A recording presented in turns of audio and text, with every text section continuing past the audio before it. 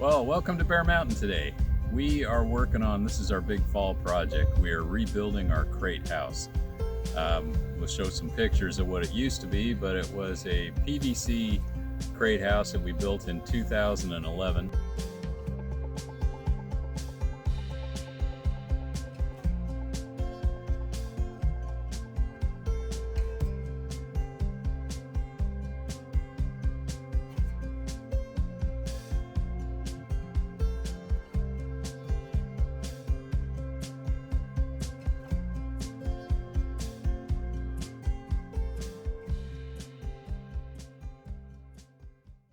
It served us well for a good 8 years, but it just wasn't wide enough, and it definitely wasn't long enough. It was only 12 foot wide by 80 foot long.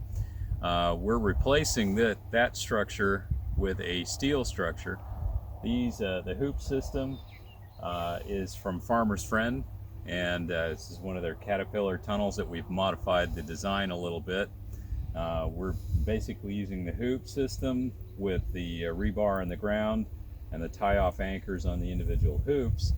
But what we added to it, and I guess they offer that now too, but we added a central purlin to it for giving it some more rigidity for snow load.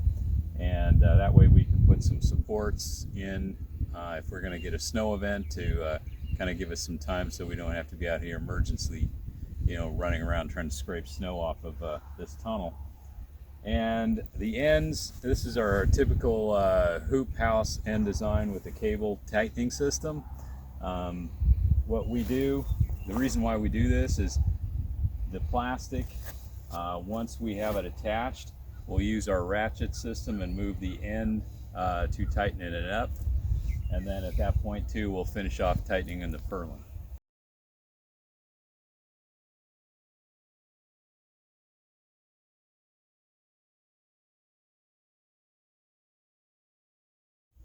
So this is our ratcheting system. It consists of a ground anchor. It's a 30-inch augered ground anchor. We put in a support system for that anchor. Basically, these are 3-foot mini T-posts tied off with their own ratcheting system to keep the ground anchor pulled back. So this gives it more rigidity. This is a typical fence tightener. We also use the same thing on our low tunnels. And then that's followed up by 3 32nd-inch cable that attaches to the hoop itself. We have 2 of these on each side of the end, and its purpose is to give a counterbalancing tension against the plastic and the ropes that are tied off against the individual hoops. So when we put our plastic on, what we'll typically do is we'll take these ends, loosen the ratchets enough so the ends are canted inwards. Then when we attach our plastic, this is before we tighten down the ropes on the hoops itself, we'll ratchet those ends after the plastic is attached back to vertical. That puts tension on the plastic itself while keeping the ends vertical. The counterbalance, of course, is the cable here. And then we'll tighten off the top purlin, and these ends should be fairly rigid. Now, the other thing that we're doing too is you may notice that there's geotextile fabric down in the front. And what we found from previous hoop houses is it created a real mowing hassle, getting in underneath the cables and all that kind of stuff. So we're attempting to we put down a double layer geotextile, which will kill off any vegetation that's growing underneath it and keep it cleaner. We can sweep this off or use a blower of some kind or another to keep most of any kind of vegetation, grass or whatever, off of it. That'll keep this much cleaner. We do a lot of ins and outs, on both ends of these tunnels, so it'll be nice to have an area that's not muddy or full of grass or whatever to set things in it that when we need while we're working in here. Now let's take a look on the inside of the tunnel.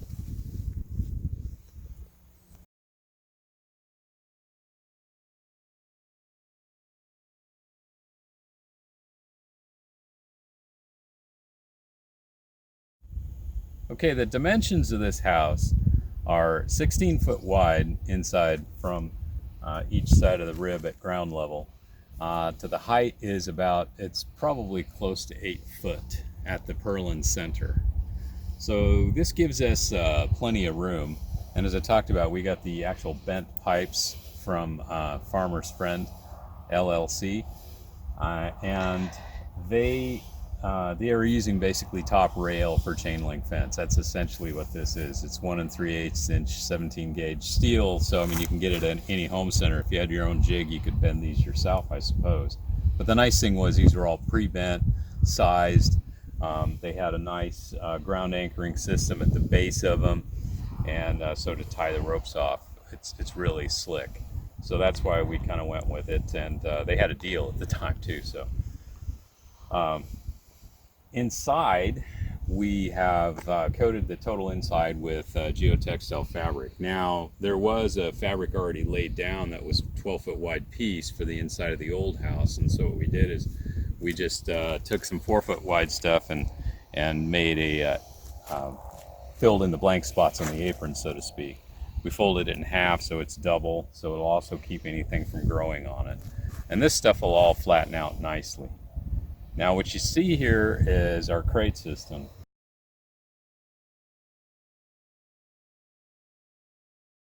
This is our crate system, and what we do is we raise our early spring bulbs under cover because we get so much rain in Western Oregon. And this house will have in it things like anemones, and we'll have some other types of early spring bulbs, maybe muscari or something of that nature. And but the majority of it is anemones. And the crates are semi-permanent in a sense. I know a lot of people, when they have a crate system, they dump the crates, they refill it with a soilless mix or soil mix. And what we do is we maintain a soil in here, and then we add organic material and any nutrients we need to during the course of our once a time when we do our growing. And total house will probably be built out 2/3 of the way down with these crates, and then the back end you can see some some crates stacked up down there. We're going to have some benches down there for growing on propagation plants. That's been one of our problems is a workable system. We tried using low tunnels and it was okay, but it was really a pain to keep frost blankets on them and things of that nature. We need the height, we need the openness, and so we're going to move away from that and tear those things down and use the low tunnel hoops for something else. And right now it's a big mess back there. One of many. What's that? One of many. One of many on the place. But what we're going to do is we're going to move that part of the operation to the back here. And that makes probably more sense because we have a water source in here that we can use all year long. And so we have the hoop system to cover with frost blankets. Yeah, we can easily put hoops over those things to just keep it just like off above them. It doesn't have to be that big of a hassle. Really easy to get to both sides of it. So we should be able to actually, with the amount of bench space on both sides, because we're going to do a double thing, we should be able to hold somewhere in the neighborhood of 10,000 transplants. So, if you figure, 72 or so per tray, you can do the math on that. But hopefully we never have 10,000 things that need to be planted, because that would be really sad. You're not getting our job done. There'd be plenty of room to grow things on that are long, like Lysianthus. Lysianthus takes like 12 weeks to get it to size. So that'll be nice.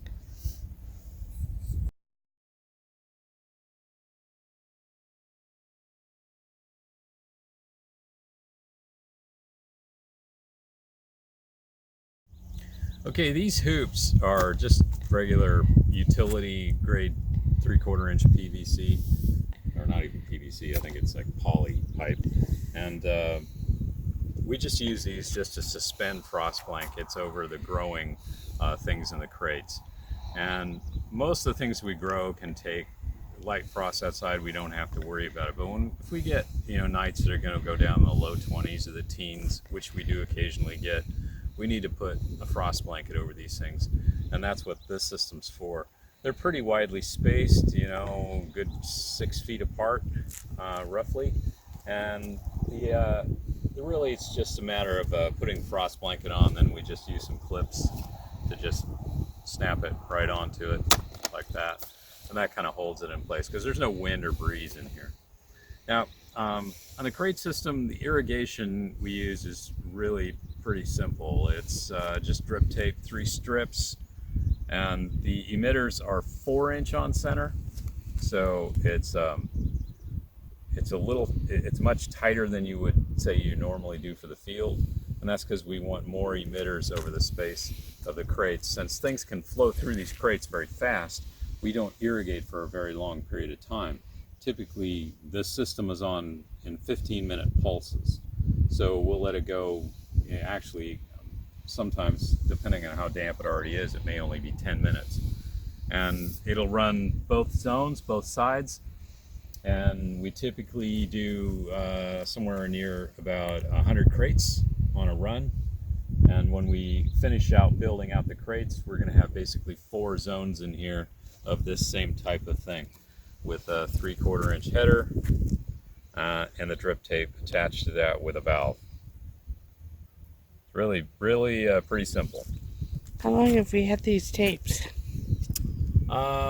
This will be the 3rd year. Yeah. They seem pretty versatile as long as I don't cut them. Yeah, but they're also very thin. This is they're like, I think 8 mil or maybe even a little less. So they're really easy to, damage from the standpoint if you're inadvertently, clipping too close. That's me. But eventually what happens is they get clogged. Typically with our well water being hard water, about 3 years use out of it, because we're only irrigating not a whole lot in the wintertime. Most of the irrigation is right at planting in the fall, and then irrigation really drops off in the wintertime, and then picks up again in the spring.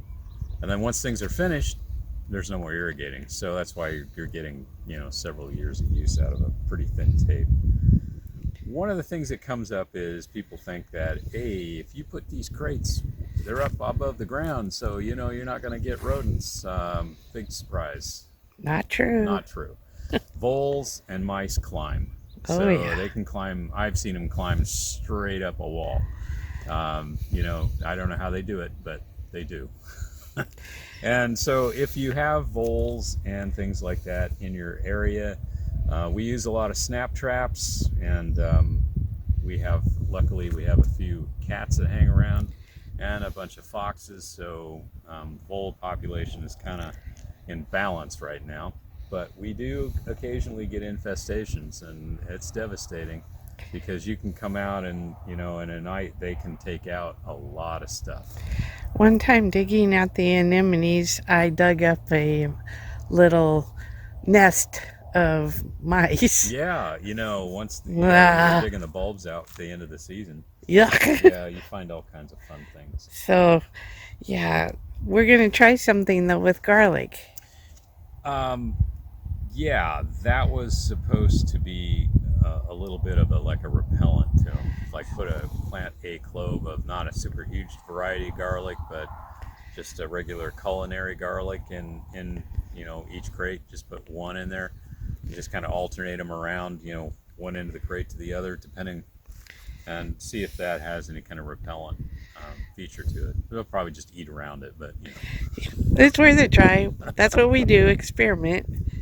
So anyway, we've got room in here for probably close to 200 crates. So this would be pretty cool. So we're going to be planting what in the next 10 days, 2 weeks? Yeah, by the end of the month. Right. Yeah, we're running a little later this year, but we were early last year, and what we ended up with is a lot of vegetative growth that, as it went through the winter, it attracted a lot of aphids. Yeah, that wasn't good. That was bad. It was the first time we ever It was the first time in, 12 years or we had that 15, 14 years? And we didn't really gain much, in terms of the blooms being ready. What we found was, they were ready when they're ready. They're ready when they're ready, and so it's more dictated by light level. If you can't control, the light and the heat, in an actual climate controlled greenhouse, it's very difficult to fool Mother Nature. And so it just depends on how many heat units it gets, and depends on what the day length is. And when those flowers get the signal to bloom, they'll bloom. And we've had them as early as Christmas time, but the quality and the quantity wasn't that great. Realistically, anemones bloom We're the trying best. to shoot for Yeah, Valentine's the Day. best for us, they start blooming is in January, late January. That's you're going to start getting, The most and that can beautiful. be delayed up to 3 weeks depending. If you're really cold, it may not be until mid-February when they start blooming. And then typically And every place is different. every place is different. It seems like almost every season is different. But that's kind of the major thing for us. We've tried, all kinds of different ways, to, kind of fudge it here and there. And what you find is, yeah, you get some, but you don't get really that many, and the quality is kind of like up and down. And so, like last year's experiment at starting the plants earlier didn't really do us any favors, Nope. because the plants then just got too leggy, too green, and aphids came in. So, are these crates ready? Yeah, pretty much. We're just going to top dress them with compost when we plant. And So they've gone through several rains, yeah, and we and then flamed off any weeds that you started. flamed them off, and you can see that I missed some of the digging.